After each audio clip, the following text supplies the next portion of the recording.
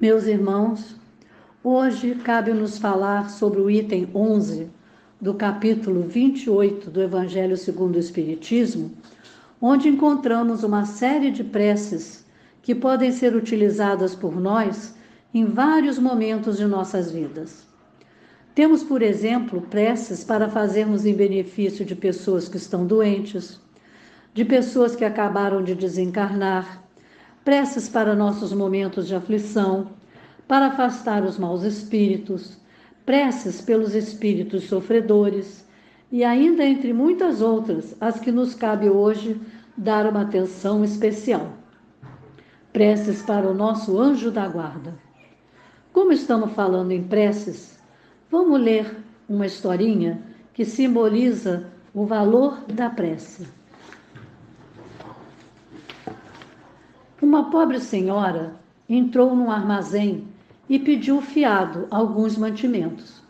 Explicou que seu marido estava muito doente, não podia entrar e tinha filhos para alimentar.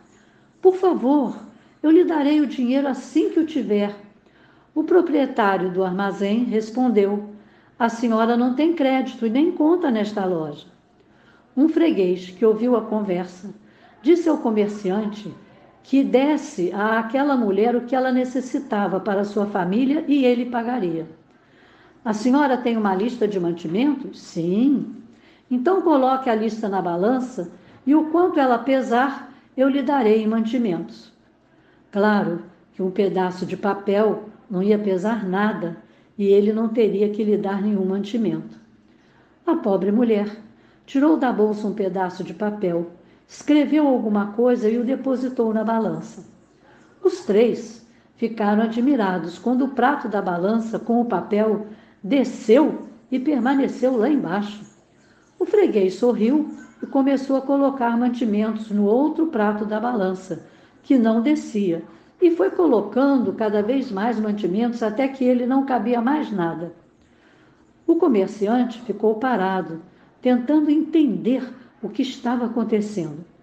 Finalmente, ele pegou o pedaço de papel da balança e ficou muito espantado, porque não era uma lista de mantimentos, mas sim uma oração que dizia: meu Senhor, o Senhor conhece as minhas necessidades e eu estou deixando isto em suas mãos.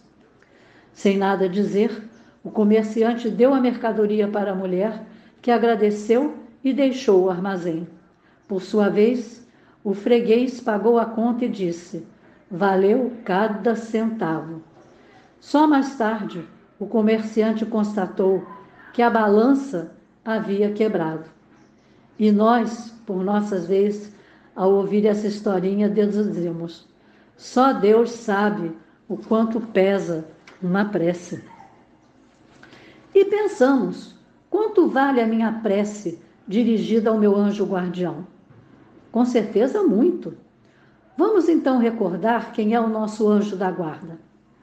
O nosso anjo guardião é aquele espírito sempre pertencente a uma ordem elevada, cuja missão é guiar-nos pela senda do bem, auxiliar-nos com seus conselhos, consolar-nos nas nossas aflições e levantar-nos o ânimo nas provas da vida.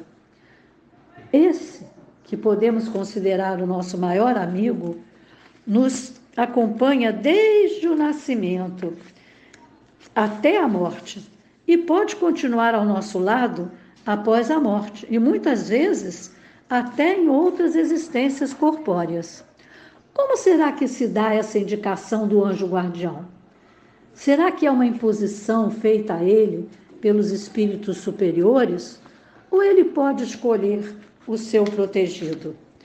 O anjo guardião tem o direito de escolher para ser seu protegido um espírito que lhe seja simpático, e esta tarefa ele pode aceitar como um prazer ou ainda como um dever.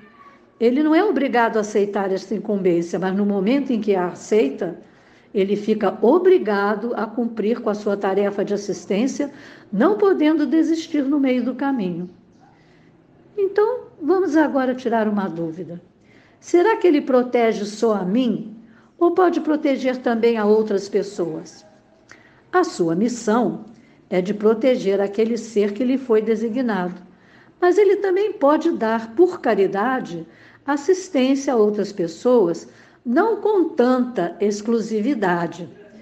Entre parênteses, imaginemos que uma babá esteja em casa com uma criança e que esta esteja em um outro cômodo, subindo em uma janela. Obviamente, o anjo guardião da babá poderá induzi-la a ir até o quarto para, juntamente com o anjo guardião da criança, impedir o acidente.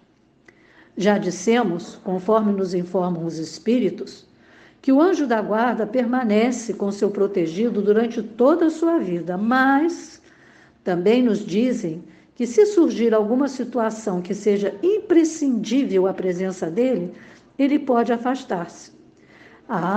Já muita gente deve estar pensando, por isso é que me tem acontecido tantas coisas, que a minha vida tem andado emperrada. Meu anjo da guarda não tem estado comigo. Não se preocupem. Quando um anjo da guarda tem que se afastar do seu protegido por algum motivo, outro espírito vem substituí-lo. Nunca ficamos sós. E vejam como muitas vezes a proteção nos chega sem que nós tenhamos olhos de ver. Vamos contar uma outra historinha, cujo nome é A Casa Queimada. Um homem saiu em uma viagem de avião. Era um homem temente a Deus e sabia que Deus o protegeria. Aconteceu, porém, que o avião teve uma pane no motor e o avião caiu no mar. Ele conseguiu se salvar, agarrando-se a um pedaço dos destroços e chegou a uma ilha não habitada. Agradeceu a Deus não ter morrido e passou a alimentar-se de peixes e ervas. Conseguiu também construir uma casinha, na verdade um abrigo, feito de paus e folhas. Mais uma vez agradeceu a Deus, porque tinha com que se alimentar e havia conseguido construir um abrigo que lhe permitia dormir sem medo dos animais que pudessem existir na ilha. Um dia, feliz por ter conseguido uma pesca abundante, o que lhe proporcionaria alimento para alguns dias, ao retornar em direção à sua casinha, viu que ela havia pegado fogo. Em prantos, ele olhou para o céu e bradou: Senhor, como pôde deixar isso acontecer comigo? Eu precisava muito dessa casinha para me abrigar e o Senhor deixou que ela se queimasse todinha. O Senhor não tem compaixão de mim? Nesse momento, a mão de alguém pousou no seu ombro e ele ouviu uma voz que lhe disse: Vamos, nós viemos te buscar. Ele se virou e viu na sua frente um marinheiro que lhe disse: Vimos os sinais de fumaça pedindo socorro. O capitão mandou que o navio parasse e me mandou lhe buscar naquele barco ali. Os dois embarcaram no barco e o homem foi para o navio que o levaria em segurança de volta para os seus entes queridos. Moral da história? Quantas vezes a nossa casa se queima e nós, como aquele homem, não entendemos que todas as coisas acontecem para o bem daqueles que amam a Deus. É preciso confiar.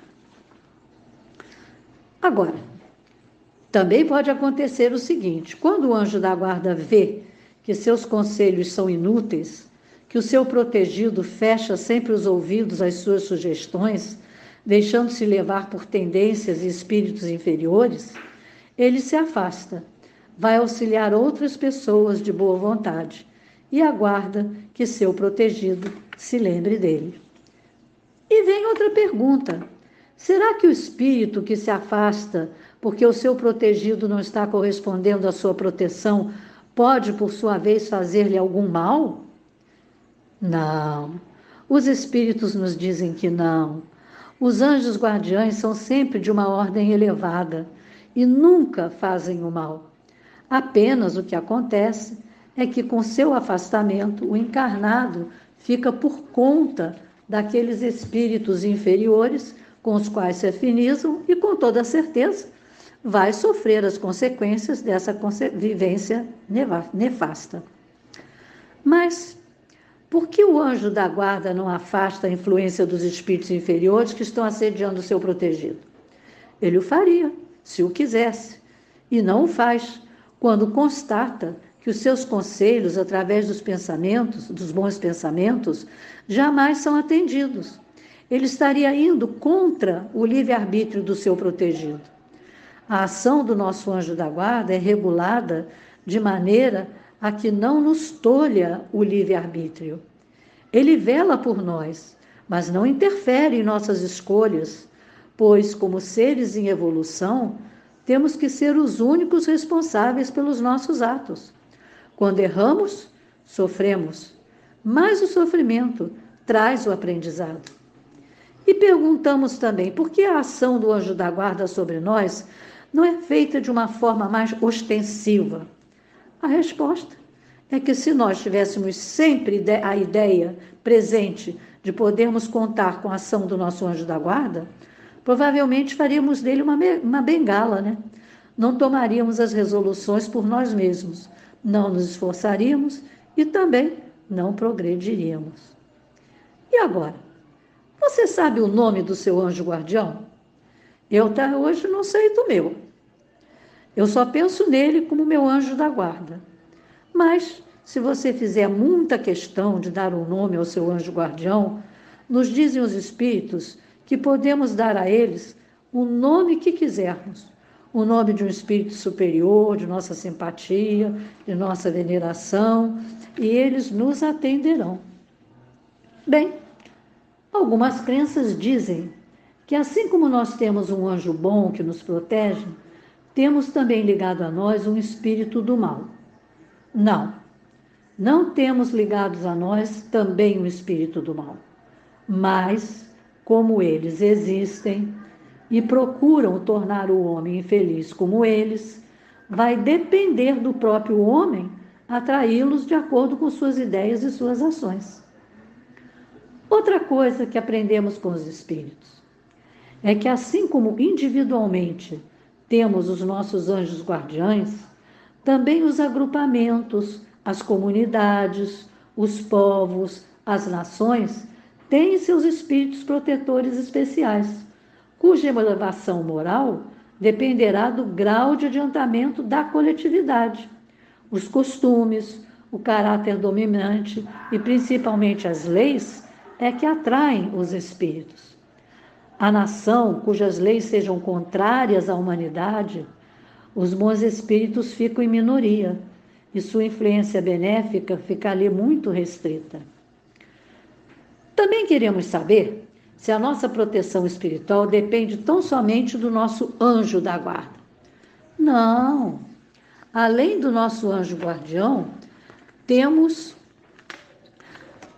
outros espíritos protetores que, embora de menor elevação moral, nos ajudam e nos protegem. São os amigos e os parentes desta vida que já partiram, como também de reencarnações anteriores.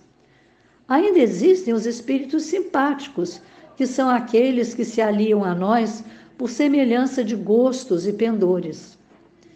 Temos também os espíritos familiares, que são aqueles que permanecem em nossos lares, tomando parte em nossas vidas, no lar. Familiares não quer dizer que tenham pertencido à família, mas porque convivem conosco em nossa casa, gostam do nosso ambiente e lá permanecem e até nos ajudam. Sendo assim, podemos dizer que o nosso anjo guardião é o nosso guia principal e superior. Os protetores, simpáticos e familiares são guias secundários.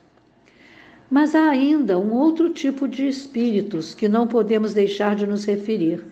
São os espíritos sedutores, que se esforçam por nos afastar do caminho do bem, sugerindo-nos maus pensamentos. Eles se aproveitam das nossas fraquezas para ter acesso à nossa alma. Vemos, portanto, que somos nós que os atraímos. É Kardec quem nos conta, no Livro dos Médiuns, a história de umas irmãs que eram vítimas de depredações muito desagradáveis. Suas roupas eram incessantemente espalhadas por todos os cantos da casa, cortadas, rasgadas, por mais cuidado tivessem em guardá-las. Nunca tinham ouvido falar em espiritismo, e a primeira ideia que tiveram foi a de que estavam sendo vítimas de brincadeiras de mau gosto. Mas a continuidade da depredação acabou por mostrar que não era uma brincadeira, e algum tempo depois, após algumas indicações, procuraram a sociedade espírita para saber a causa do que lhes acontecia.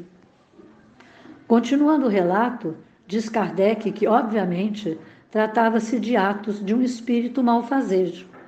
Para encurtarmos a história, ficou esclarecido por um espírito superior que tratava-se de um desencarnado que tentava uma desforra, pois em vida fora para elas um burro de carga. Um mesmo espírito superior instruiu que, para o afastamento desse espírito, elas passassem a agir com mais amor ao próximo e caridade, afirmando que não era a caridade de dar e distribuir, mas a caridade da língua, pois infelizmente elas usavam sempre da palavra para maldizer do próximo. Se elas conseguissem melhorar-se, seus anjos guardiães, que haviam se afastado justamente por efeito dessa atitude constante de maus pensamentos, eles se reaproximariam e com isto o infeliz espírito se afastaria. Mas vamos agora a um alerta. Não devemos sempre atribuir aos espíritos todas as contrariedades que possamos vir a ter. O próprio Kardec nos conta, no Livro dos Médiuns, que foi procurado por um agricultor que havia 12 anos sofria toda a sorte de contratempos relativamente ao seu gado. Ora eram as vacas que morriam ou deixavam de dar leite. Ora eram os cavalos, os carneiros ou os porcos que ficavam doentes. Finalmente pediu seu parecer a Kardec, e a resposta que ele obteve do mundo espiritual foi a seguinte: a mortalidade e as enfermidades do gado provém de que ele e seus currais estão infectados, e ele não os repara, porque custa dinheiro. Porque vimos, então, o homem sofria as consequências da sua avareza. Assim, meus irmãos, o ensinamento para nós é que as nossas imperfeições morais é que nos dão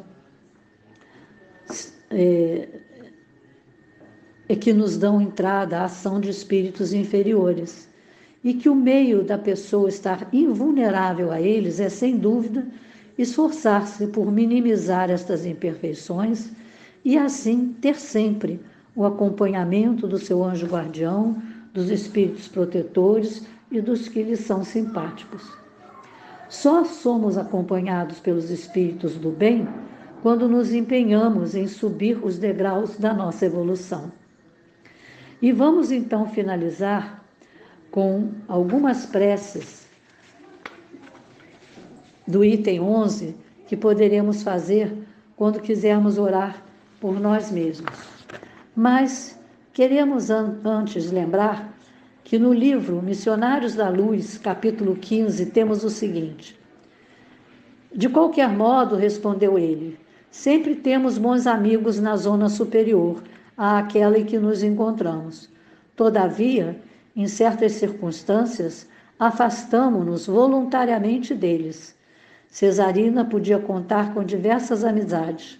No entanto, ela mesma se incumbe de obrigá-los à ausência. E mais adiante, ele fala: quando as almas reencarnadas se revelam impermeáveis ao reconhecimento e à compreensão, distanciamo-nos delas, naturalmente, ainda mesmo quando encerrem para nós valiosas joias do coração, até que se integrem no conhecimento das leis de Deus e se disponham a segui-las em nossa companhia. Quando somos fracos, porém, embora muito amoráveis e não nos sentimos com a precisa coragem para o afastamento necessário, se merecemos o auxílio de nossos maiores, somos favorecidos com o tratamento magnético que opera em nós o esquecimento passageiro. Vamos então agora orar por nós mesmos espíritos bem-amados, anjos guardiães, que com a permissão de Deus e por sua infinita misericórdia velais sobre os homens, sede nossos protetores nas provas da vida terrena. Dai-nos força, coragem e resignação. Inspirai-nos tudo o que é bom. Detende-nos declives do mal. Que a vossa bondosa influência nos penetre a alma. Fazeis sintamos que um amigo devoto está ao nosso lado, que vê os nossos sofrimentos e partilha das nossas alegrias. E tu, meu bom anjo, não me abandones.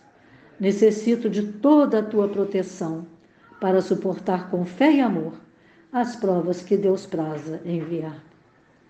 Que assim possa ser e que Deus nos abençoe. Sabemos que nossas orações nunca deixam de ser atendidas, muito embora nem sempre a resposta seja imediata e da maneira que esperamos. Mas sempre recebemos as bênçãos de acordo com as nossas necessidades espirituais. E chegando ao fim do nosso trabalho de hoje, agradecemos as dádivas divinas que chegaram até nós e até aqueles por quem pedimos. E que o nosso amigo espiritual maior, que é o nosso anjo da guarda, esteja sempre junto a nós, nos intuindo, nos inspirando e nos resguardando de todos os males e perigos. Que assim seja. Graças a Deus.